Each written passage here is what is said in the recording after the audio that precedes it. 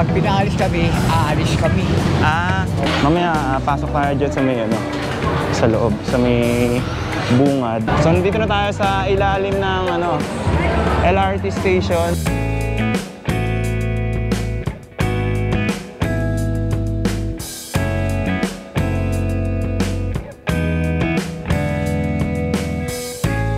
Alright, magandang araw sa inyo lahat. Nandito tayo ngayon sa may Quezon Boulevard, malapit dito sa Quiapo.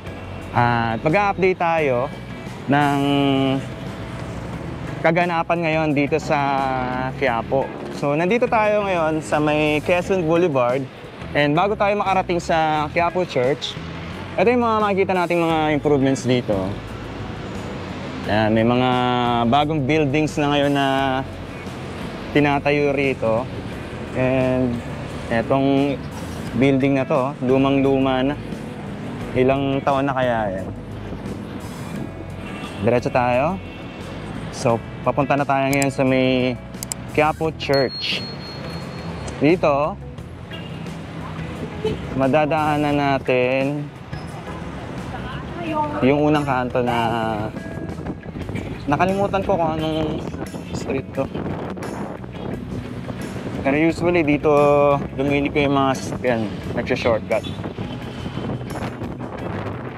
Sensya na kayo sa hangin masyadong mahangin ngayon. Baka hindi maganda yung audio natin.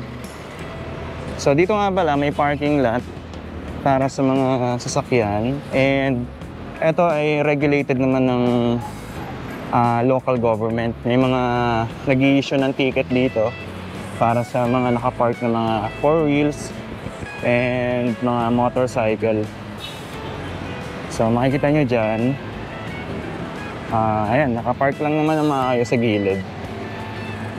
Pero siguro tingin ko kung dito nakapark sa harapan ng simbahan, parang okay na siguro to. Huwag lang sakupin yung 4 na lane dito. Okay, so nandito na tayo sa mismong simbahan ng Quiapo. Ngayon nga pala ay June 2, 2025. Alas 12 ng tanghali. Tanghali tayo nakarating dito. Usually mas maraming tao pag hapon. Pero pag tanghali, marami-rami pa rin. Ito yung yung entrance. Sarado ngayon yung church. Ay hindi, open siya. And dito naman, makakabili kayo ng mga beads. Ayan, mga Santo Niño. Hello. Hello po. Kumusta po tayo? Gano'n na po kayo katagal nagtitinda rito?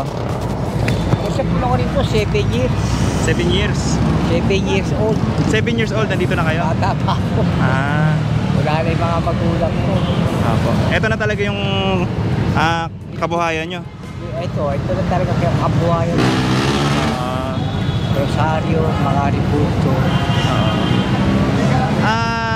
Tay, matanong ko lang, ito po abang pwesto ay regulated na sa inyo ng local government. So ito pinapayagan kayo dito? Hindi. Pag pinaalis kami, aalis kami. Akala ko regulated na kasi may harang na may fence na doon, no? Ay. Di ba may fence? Parang ito. Ito? Oo. Larawan ng mga pulis.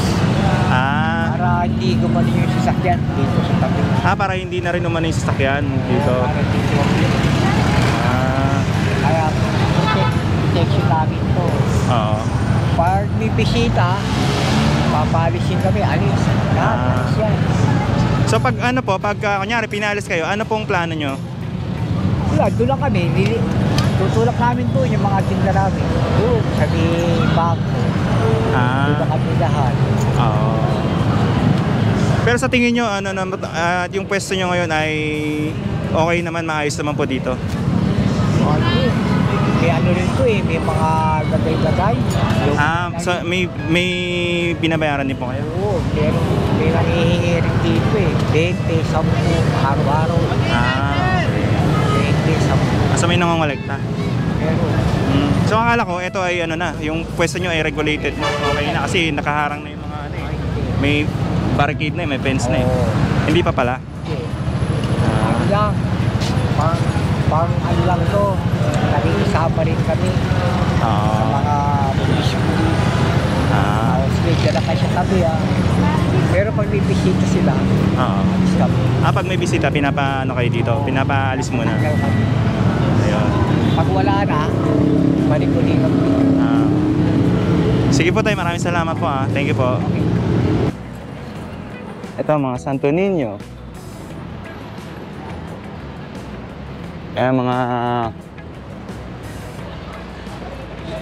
ano, yung mga nagsisimba ngayon dito sa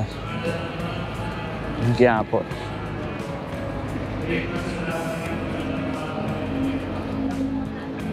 Lakad tayo ron. At eto nga pala yung underpass dito. Victory Lacson Underpass. Ito ay parang ano ata to? Private ata to. So may ano dyan, may company na nag-ano dyan, namamahala. Actually, mas lumuwag ngayon dito eh, di ba? Kumpara mga nakaraang ano, mga nakaraang taon. Hindi ko lang sigurado pag hapon kung ganun pa rin kaluwag. Pero makikita natin dito, may nakalagay no vendor allowed. No parking, do not block the driveway. So, dito sa part na to ay pinagbabawal yung mga vendors. Pero sa may banda ron, ina-allowed sila. Eto, mapapansin nyo, maluwag yung banda rito. And meron ding sign na no illegal terminal of tuk-tuk and e-trike dito. So siguro etong part na to ay binabantayan para walang mag-park at walang mga vendors na pumesto rito. And dito, ito may regulated na parking. Siguro para sa mga kasi malapit siya sa police station. And itong Mercury Drug. Ito, napakatagal na nitong Mercury Drug na to. Bata pa lang ako, hindi pa yata ako pinapanganak. Nandito na to eh. Ito yata yung kauna-unahang LED na meron dito sa Metro Manila. Etong sa may Mercury Drug. Bago pa nagkaroon sa BGC, meron na dito. Ayan. So dito yung loob. And ito shawarma. Dito yung mga cellphone repair shop. Ikot ko lang kayo Mamaya pasok tayo dyan sa may sa loob, sa may bungad nitong Quiapo. Okay, so nandito na tayo. So dito, medyo maaliwalas na compared dati kasi may mga may mga nakapwesto pa rito sa mismong gitna. Ngayon open na yung space. And diyan sa harapan, wala na rin tayo makikita mga nakapwestong vendors. Doon lang sa bungad sa bandaron pagbaba ng Footbridge. So ito yung Quiapo Church. And request din kasi ng ilang mga viewers natin na ikutan natin itong Quiapo at mag-update tayo kung ano na yung kalagayan, ano ng sitwasyon dito. So as you can see, parang bago-bago pa yung pintura nitong simbahan ng Quiapo. So ito yung entrance. Ayan.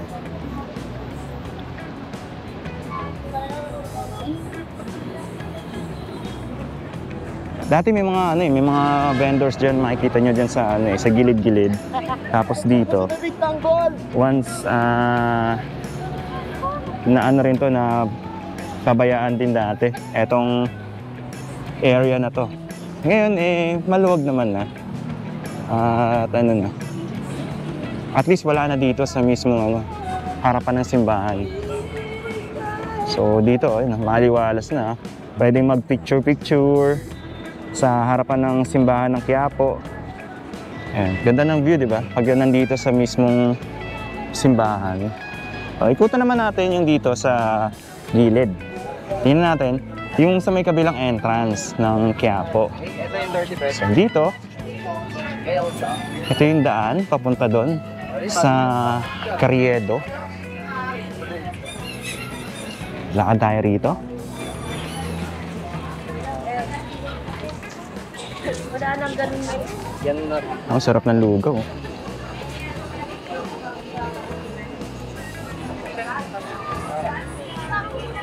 Ayan, dito naman yung entrance sa kabila. Galing dito sa Carriedo. So dito tayo dumaan para makita natin yung mismong entrance dito. Ito yung may rebulto rito. Ayan. So dito naman yung mga tirikan ng kandila. Ayan. Dito makakabili kayo ng iba't ibang mga kandila, iba't ibang kulay. Hello po. Ay, iba't ibang colors ng kandila. Dito yan. Ito may mga presyo ata. Wishing candle. Ayan, pag pag red, health and family. Pag green, money and business. Ayan, ito yung rebulto. Tapos itong Jollibee. Itong Jollibee, lumang-luma na to. Talagang na to. Ito yung isa sa mga unang Jollibee dito sa Manila. Ayan, yan yung entrance.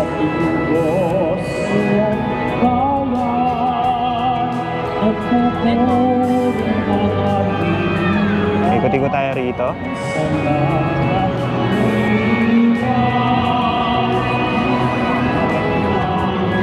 Dito pala yung daanan. May daanan pala rito pababa. Hindi ko napapansin to Ang alam ko lang kasi, to ngayon ko lang napansin na may pala to, may daan pala to. Underpass pababa. Hindi ko lang sure pero alam ko underpass ata. O hindi ata. Parang hindi siya underpass. Parang underpass nga, pero ayaw ka nang pasukin. Dito na lang tayo. Nalakad tayo rito.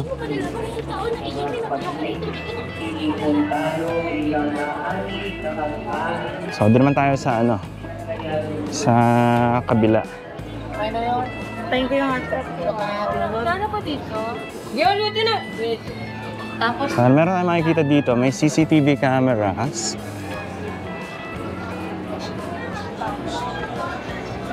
Tapos doon naman yung papunta sa Carlos Palanca Street. Dito yung daan. So balik tayo rito. Wow! Wow! Ayan, ang ganda pagka maliwalas yung yung kapaligiran dito sa harapan ng simbahan. Talagang maganda yung yung view.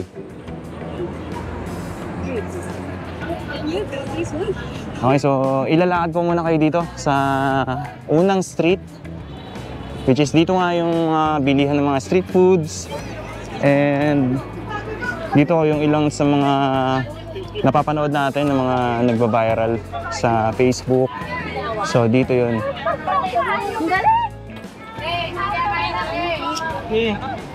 Okay, so lakad tayo rito.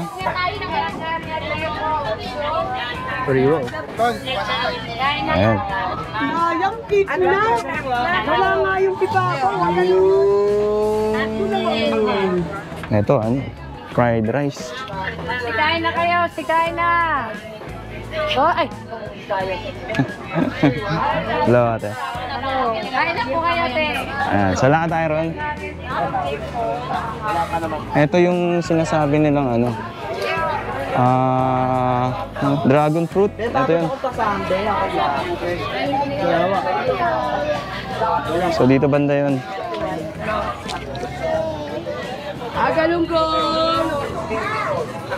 Okay, so lakad-lakad lang tayo.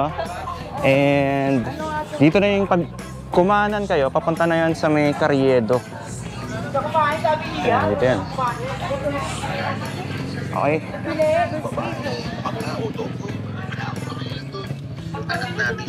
Dire-diretso lang tayo. And ikot lang tayo hanggang dun sa may Carriedo. Wala, makawit. Kaya pa yan ka, Love.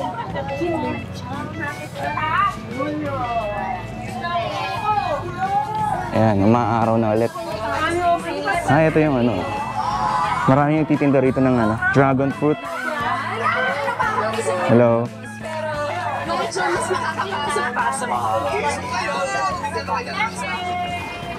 So dito tayo dadaan. Kasi yung papunta doon, palabas na yun ng Carlos Palanca. So ito naman yung papunta doon sa Carriedo. Sa may bungad, malapit sa may Quiapo Church. Ayan.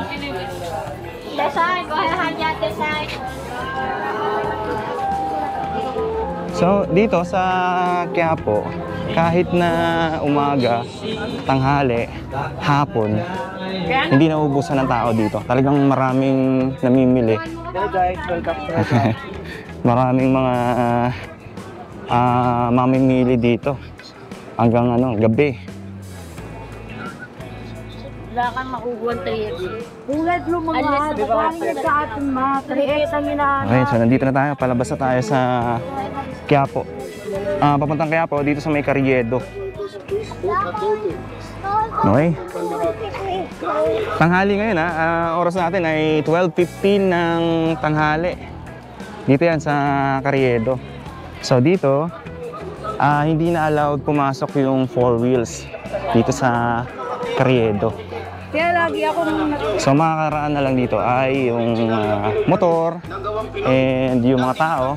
Parang inilaan na lang to para lakaran at daanan para sa mga tao ay sa mga nakamotor. Wala na akong nakikita dito na nagtitinda. Mga 4 wheels na dumadaan. So palabas na tayo, papunta na tayo ng Avenida.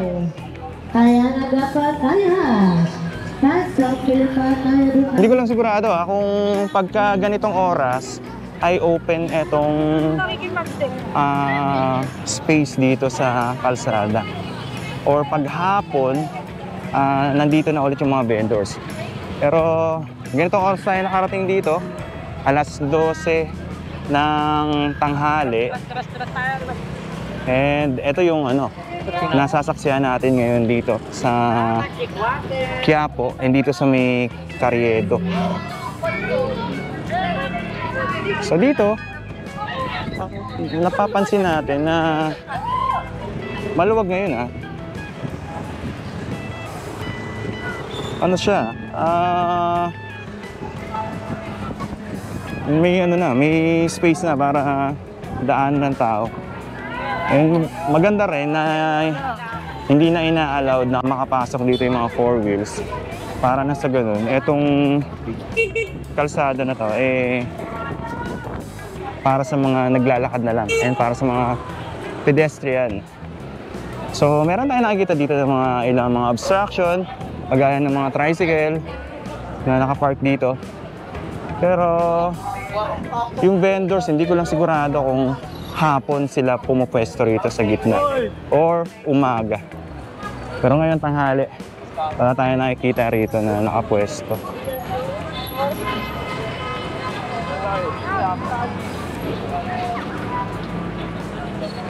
Pero yun kahit alas 12 ng tanghali, marami pa ring tao. What more pagka bandang rush hour, mga 5 PM or 6 PM, mas maraming tao dito. Ito ba yung pwesto ni Neneng B? Ay, hindi.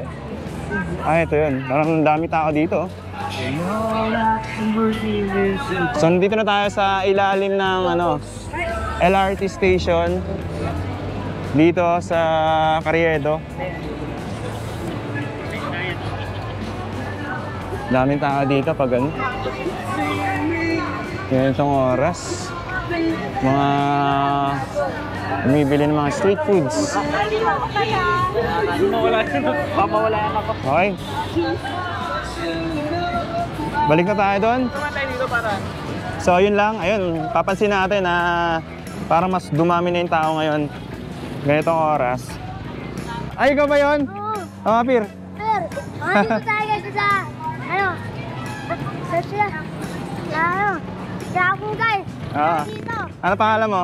Yuri po. Yuri. Oh, sige, ingat. Okay, so Hindi ko isitan. Gratis na lang tayo. parang dumami yung tao ngayon ngayong oras.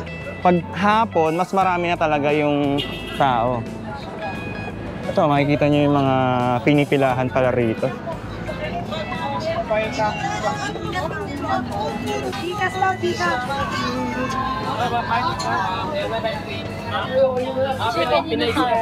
Okay, so balik na tayo ron.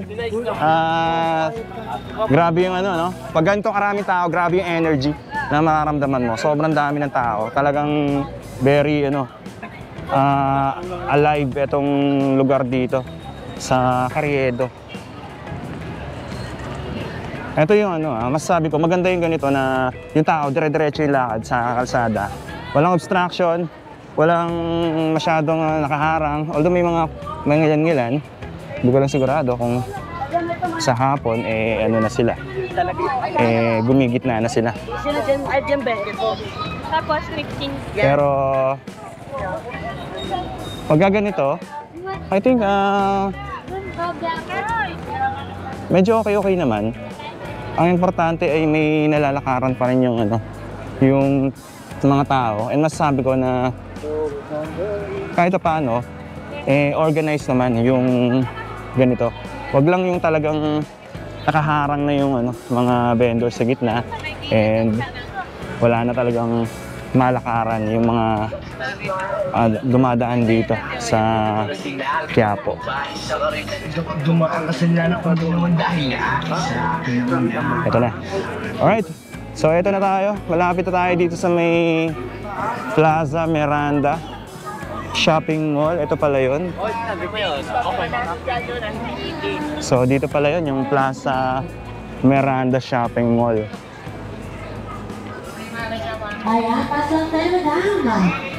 Alright, maraming salamat sa pagsama sa akin. Simpleng update lang dito sa may bandang Quiapo and Carriedo. Ngayon nga pala ay June 2, 2025. Magkita-kita po ulit tayo sa mga susunod na update. Thank you so much and God bless po sa inyo lahat.